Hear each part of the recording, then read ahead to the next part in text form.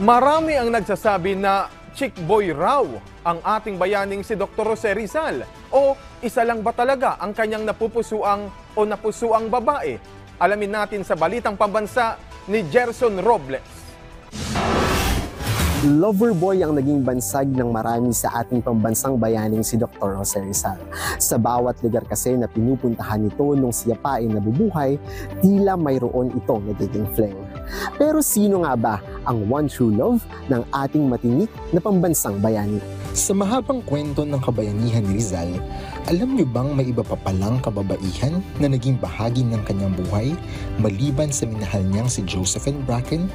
Pero sabi rin sa mga tala, wala naman daw talagang naging opisyal na kasintahan ang matipunot Maginong Bayani. Mahirap sabihin na yung sa dami ng mga naging babae na na-involved kay Rizal ay masasabi natin na kanyang kasintahan. Kasi kung titignan natin yung karakter ni Jose Rizal, no? Siya yung tipo na very gentle, no? Akalain mong sa likod ng tapang at husay na ipinakita ni Rizal sa panahon ng pananakop ng mga banyaga, kagaya ng ibang binata, siya pala ay may soft side kung tawagin. Kaya ang mga girls ay nahumaling. Rizal is a very gentleman, no?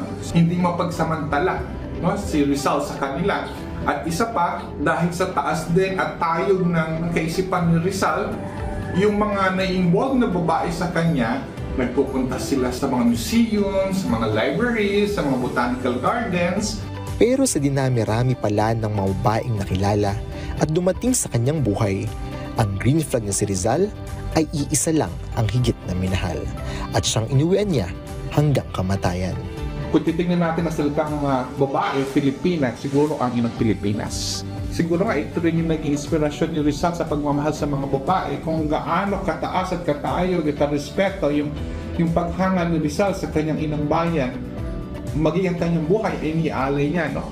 Tulad ng marami, ang true love ay marahil isang magandang alaala para sa ating pambansang bayani na si Dr. Jose Rizal.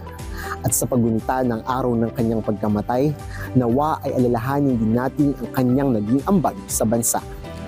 Gerson Robles para sa Balitang Pambansa.